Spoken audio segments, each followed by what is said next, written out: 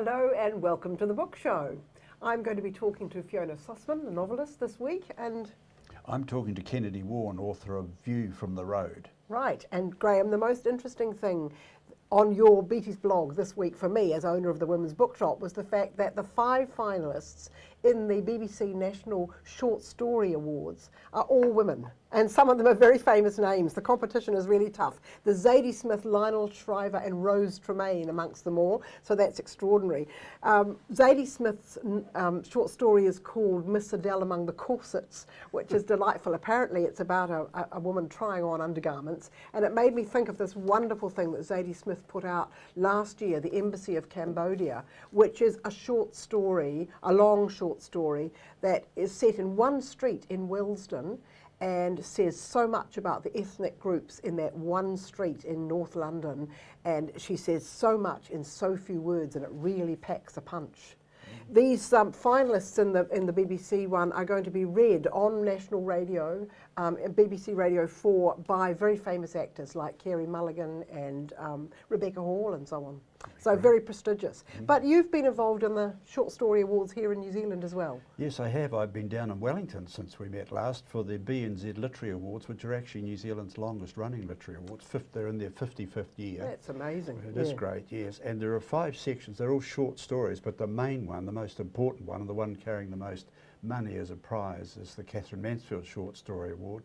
And it was won by Tobias Buck, or Toby Buck as he's known to his friends. Used to work in the book trade and a member of the famous Hawke's Bay wine family. So I knew him in the book trade, yeah. So good on him. He's done very well, and he's got $10,000 so that he can take some time off now and do some more writing. Wonderful, it's fantastic. Kennedy, I remember that you were the founding editor for New Zealand Geographic, and you still write for them, in fact, and you're also for National Geographic. I hear you frequently on Radio New Zealand's 9 to Noon talking to Catherine Ryan about matters of the outdoors, what to do if you get lost in the wild and wild edible fungi and that sort of thing. And you've also written 3 New Zealand non-fiction titles, all quite significant books.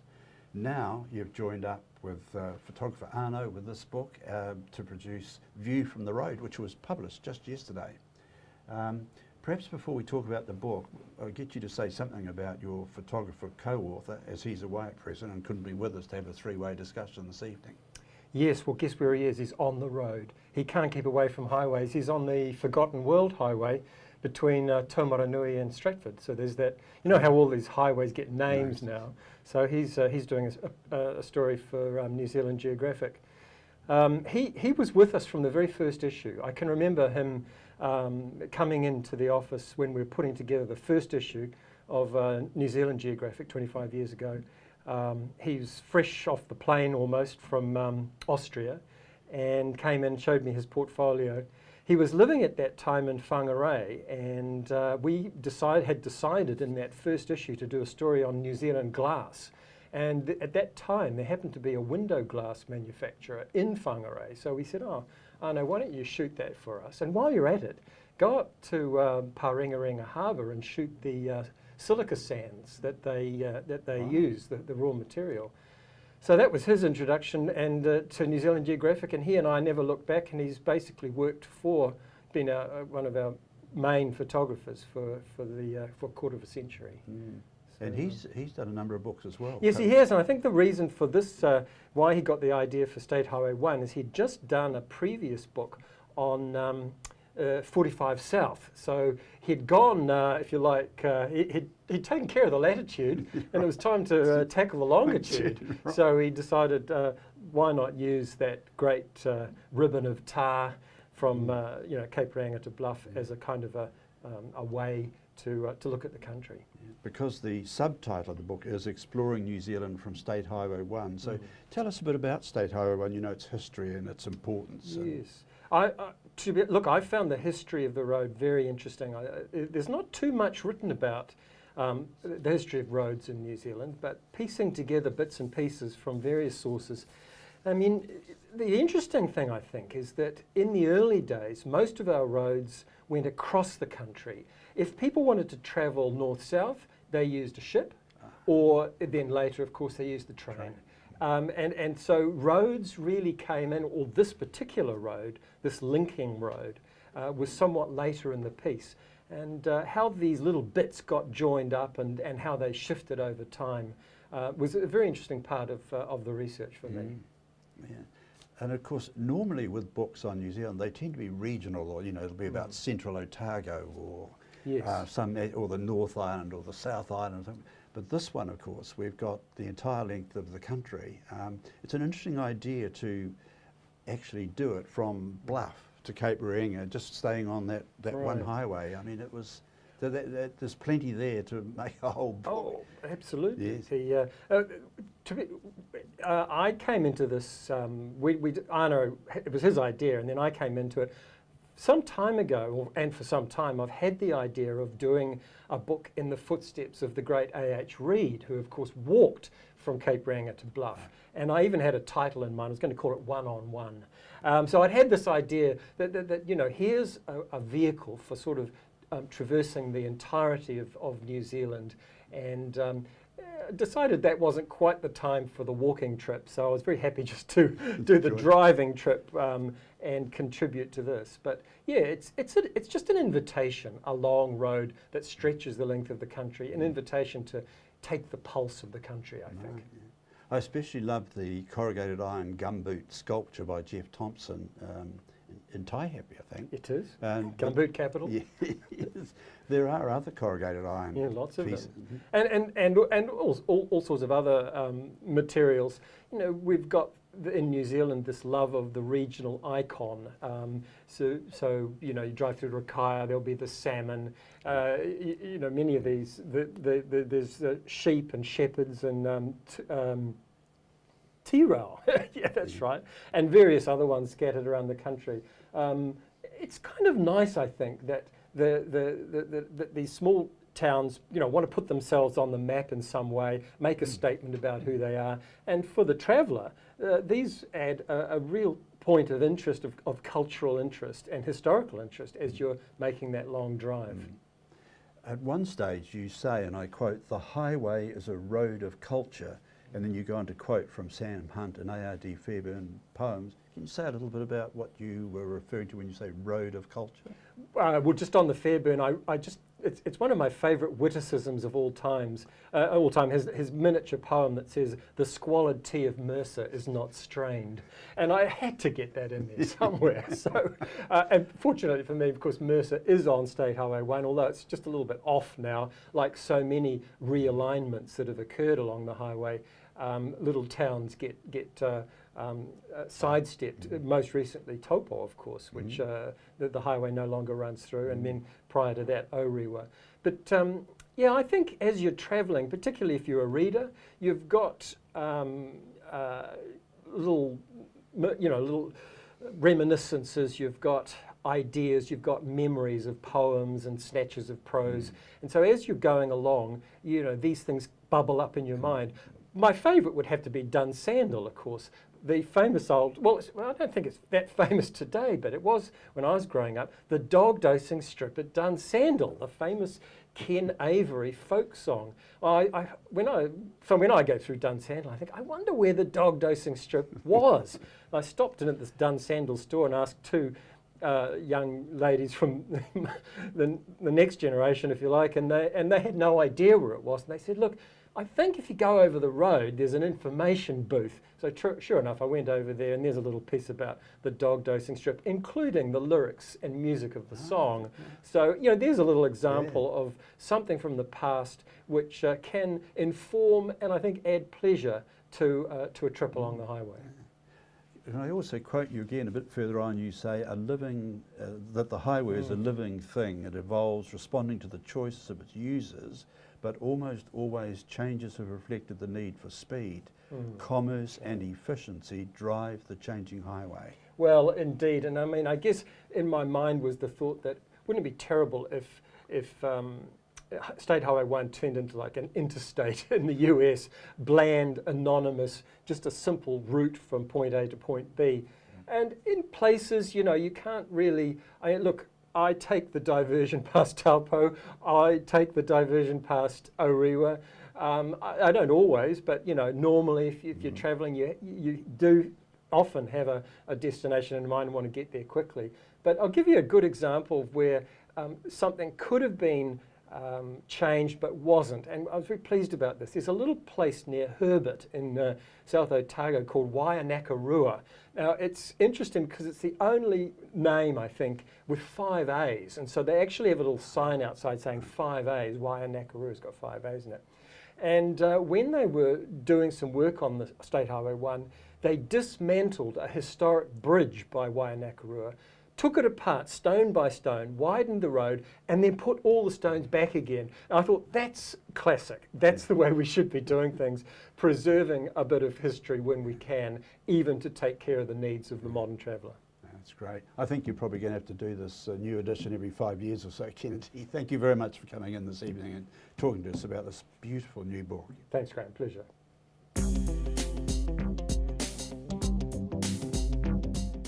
So at last we have the new Sarah Waters, The Paying Guests. We've been waiting a long time for this. It's 5 years since her last novel. A lot of viewers will know Tipping the Velvet, Fingersmith, and many of her other novels. A lot of them were made into BBC television dramas, and I'm quite sure this one will be as well.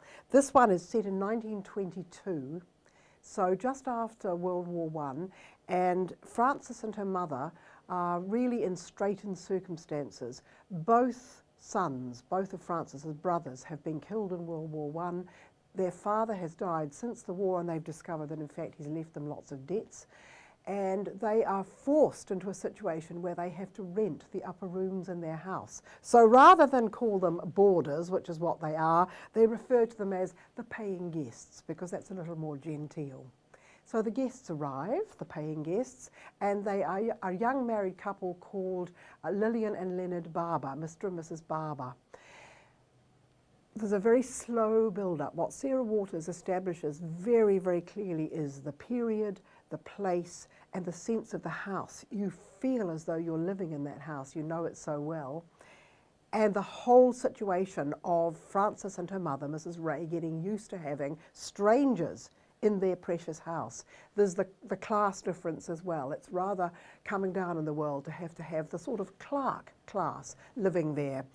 There's an attraction develops between Mrs. Barber and Frances. And Sarah Waters is not only very good at writing sex, she's also very good at writing sexual tension. And there's this long, slow build-up with this incredible sexual attraction and love attraction between these two women. It's totally forbidden, of course. I mean, it's 1922, Lillian is married, it's totally inappropriate also with the class difference between the two. Then in the middle of the novel, something extraordinary happens that I can't tell you about because I don't want to spoil things. The whole second half of the novel is taken up with an extraordinary court case. And again, the tension is there because the situation is so dire that if the wrong outcome results from this trial, if the jury comes to the wrong conclusion, then it literally is a matter of life and death. And a huge moral dilemma, an ethical dilemma that she explores so thoroughly. The writing is beautiful, the tension in it keeps you absolutely hooked in, and I think it's going to make the most marvellous piece of television drama as well. In the meantime, read the book. It is totally unputdownable.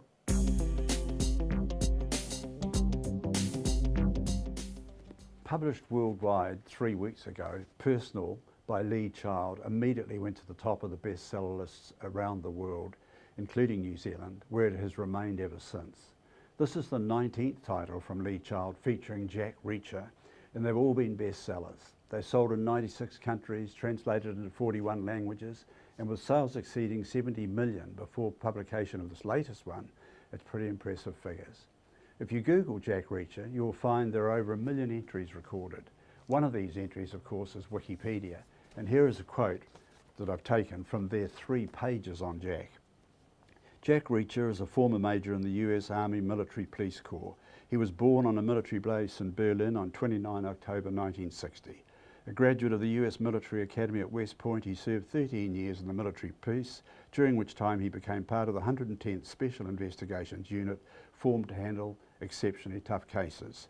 Since leaving the Army, Reacher has been a drifter. He wanders throughout the US, usually getting about by hitchhiking or bus. As a drifter, the only possessions he carries are money, a foldable toothbrush, and since 9/11 an expired passport and an ATM debit card. This all changes in the new book because Jack has to leave the US, so the State Department get him a new passport overnight. This is unusual in that Reach's roamings are normally confined to the US. The story begins with someone taking a shot with a sniper rifle at the President of France. It is a long distance shot which narrowly misses, and as there is a G8 conference in London in 3 weeks' time, the French President may be vulnerable again, so it's decided the would-be assassin must be found at all costs. Reacher, himself an expert long-range rifleman, is tracked down by the US military, flown to Washington and recruited to do the job. One of the guys suspected of being the gunman is John Cott, a former US Army sniper that Reacher put in jail for murder years before, and he's now free. 2 renegade foreign marksmen, one from Britain and the other from Russia, are also possible suspects, but Reacher believes Cott, who retains a fierce hatred for him, is the most likely culprit. So he teams up with a female State Department agent, Casey Neese, in a race against time that takes them to Paris and London as they try to stop a suspected attack on the President of France or other world leaders. Personal is a non-stop, nail-biting, action-packed romp of a read, running to 400 pages, and for my money is probably the best Jack Reacher yet. I especially enjoyed the Paris and London settings, as I'd been in both cities on holiday back in July and recognised many of the locations. Lee Child, who's visited New Zealand 3 times in the past 12 years or so, enjoys a huge reputation and popularity here. We're told that per capita we're the largest buyers of his books in the world. Each title sells more than 14,000 copies in New Zealand alone, and I reckon this new one may break the 50,000 mark. In conclusion, I just want to mention a novel that arrived on my desk last week. It's Edge of Eternity by Ken Follett, which concludes his very popular Century trilogy. But I especially wanted you to see it because it is the largest novel I've seen since Vikram Seth's A Suitable Boy was published back in 1993. This new Follett runs to 1,006 pages. A Suitable Boy from 1993 is regarded as one of the longest novels ever published in English, 1,350 pages, while Eleanor Catton's Man Booker Prize winner, The Luminary, runs to 832 pages. 3 big books. So Fiona, it's lovely to have you here. Shifting Colours is a novel that has, for me, certainly huge emotional impact. I read it a second time because I was going to be talking to you today, and I had the basic sort of overview of the novel. I knew that a child was separated from the mother, and I had got the sort of tragedy of that, but I'd forgotten some of the detail, and the detail hit me with huge impact reading it a second time. Just give us the basic outline about the child and the separation from the mother. Carol, really, I guess the essence is a little black girl, Miriam, who captures the heart of a white couple while her mother is working as a maid for them in the suburbs of South Africa, Johannesburg, South Africa. And when the white couple decide to leave following the uprising, the Sharpeville uprising, they ask to adopt Miriam. And the decision her mother Celia makes is the decision really around which the whole book pivots, and one that in essence comes to haunt all the characters, and is really a decision made out of love. Very much so, yeah. So we're right in the middle of apartheid South Africa. I mean, this is the 1960s and through, well, late 50s through into the 60s and into the 70s. Indeed. And so it's happening in the 60s where she leaves. That's right. And in fact, Miriam has got what she considers really a very good job because she's in a secure situation, isn't she? Celia, the mum, yes, Celia. she does.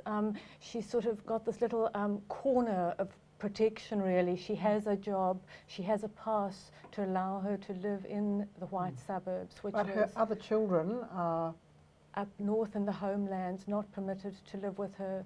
Her husband works on the mines and they are not allowed to live together, and so they sort of meet once a year in the homelands. So really she's carved out for herself a little corner of safety within a really very brutal regime. And so when that white couple, Rita and Michael are going to leave, she's going to lose her job and her security. That's right. But that she would have had to give Miriam up anyway, wouldn't she? I mean, she's worried Yes. about the security police, that they That's will right. see her with this child and take the child off her. So That's she would have right. had to send Miriam home to the homelands anyway. She would have. She, in fact, was that day had been fast approaching. Really, under the regime at this time, no black person could really live within the white suburbs other than as a unit of labour, and so that's what people would get passes for, would be to work within the suburbs. And so yes, she was going to be having to send her daughter away, and had been delaying that inevitable moment. And then this, in some ways, offered a solution, possibly a better life for her daughter, away from all that was happening in the country. What you established really well is this close bond between the mother and the daughter. It is so loving. And she's such a gorgeous little girl. She's 5 or 6 and she's a bright little button. And of course, this white couple who can't have children of their own grow very, very fond of her. And there's I mean, one of the things that really has stayed with me from the second reading is the total brutality. And there are lots of examples of it. The first example is the incident that actually helps Celia to make that decision to let the child go, and that's when they're just walking home and a young black man runs past. Do you want to just describe what happens and how that influences Celia? Yes, indeed. Well, he is escaping the police, who, I guess I should give you a bit of background, which is something I remember very clearly and vividly from my own childhood. There'd be this wonderful calm in a beautiful suburb, and suddenly this wave of fear would spread through it as a police van would pull in, searching for overstayers and people who did not have passes. And as a child, I would recall maids hiding under beds, gardeners leaping over fences, and just this absolute terror as people who didn't have all the paperwork would feel. And then the arrests themselves were terribly brutal, and you'd see these sort of caged police vans with just these eyes. I just recall vividly, these eyes of people who were going to be, taken off to jail. And so this young man is on the run. We don't really know what for, but we assume it's a pass offence, or that he's not allowed to be in the suburbs. And you witness a very brutal arrest, and as Miriam and Celia witness this, Celia realizes that in fact her daughter's innocence is being stolen, and that in fact she has to try and help her to escape this. And so that agonizing decision to let that beautiful little girl go all the way to England, where the Queen lives. Where the Queen lives. It's a hard one. And then the story from there follows both of them. It follows Miriam as she grows up, and and the betrayal that goes on, really. Absolutely. And then it keeps coming back through what happens to Celia in South Africa. Just give us a brief outline of that. Well, Carol, it traces in parallel their lives, and in a sense what you see, the irony of it is, as black consciousness is developing and people are developing a level of self-pride as protests increase with momentum in South Africa, in England, Miriam is actually suffering from terrible racism and prejudice herself. And unfortunately, that she had come into a family where they thought that she was in a sense going to be a panacea for their own marital difficulties. She in fact finds herself very isolated. I think I've always been intrigued by this notion of our identity being so wrapped up with our culture and our country. And I heard a plastic surgeon once quoted Joan Chapel talking about our 5 layers of skin, how our immediate skin, then our clothing, and our culture and our country, and if you strip some of those away, how you become so much more vulnerable. And what we see with Miriam is her terrible vulnerability as she has been extracted from what was so familiar to her. Yeah, and then what happens to her mother is just totally heartbreaking. She loses a son. There's an absolutely brutal scene when she's tortured, and I don't think we need to go into the detail of that, but it was. Yeah, I mean, I found myself in tears. It's so brutal, and she is an innocent woman who cannot answer their questions. She has no information to give them. She genuinely does not know where her eldest son is. Indeed. And of course, he has become politically active, That's and so right. she is tortured because of his political activism. Indeed. And of course, she is left, basically, when she finally is thrown out of the jail, she's on the street, just so injured that she really could have died on the street. But this amazing white woman comes along. So tell us about She her, does, because she yes. it made me think that probably you were the sort of white South African that she was, and also it made me think of people like Nadine Gordimer and so on. There Indeed. were white South That's Africans right. who Yes. understood the predicament and were doing their best. Indeed. I So- think that's right, Kel, 'cause I think that it was a misnomer as well that essentially if you were white, you were a racist and you were supporting the regime. In some ways, this book was an attempt for me to make right, because I never felt proud to call myself a South African, and I always felt this element of guilt.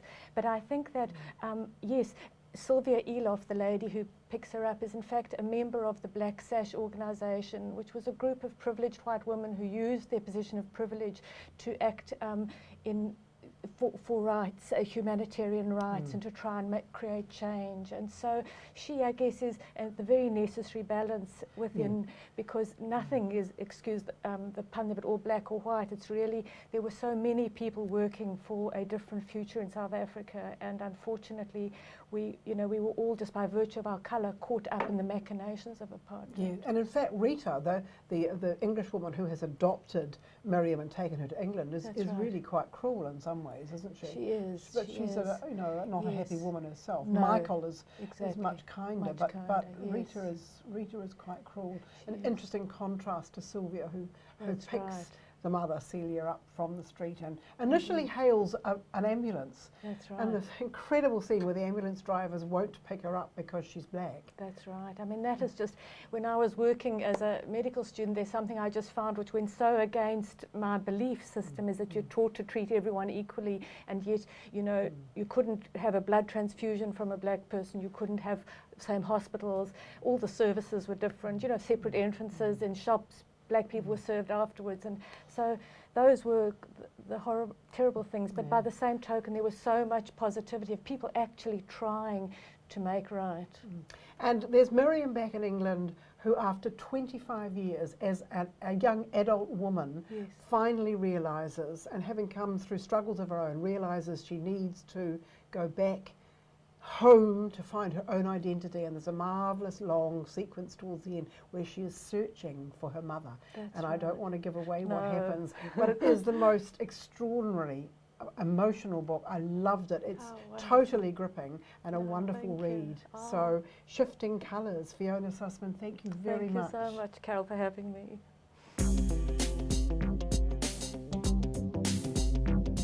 That's the book show for this week, folks. Please join us again same time next week. And we're online.